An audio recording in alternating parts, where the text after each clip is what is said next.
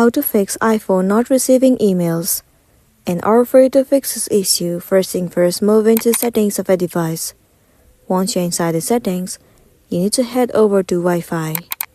Make sure that you are connected to stable internet connection. If not, turn it off and then rejoin it. After that, the next thing you want to do is go back and then head over to cellular. If you are using the cellular data, you need to scroll down and click on Show All. Make sure that the cellular data for the application Mail and Gmail is turned on. If it is turned off, then it might be causing the issues. So make sure to toggle it on. Once done, go back and move into Apps. Search for the application Mail, or you can also search it for Gmail. Once done, click on Mail Accounts and then tap on Gmail. Well, you simply need to click on Delete Account. Once it has been deleted, you have to re-log in into your account, and then you'll be good to go.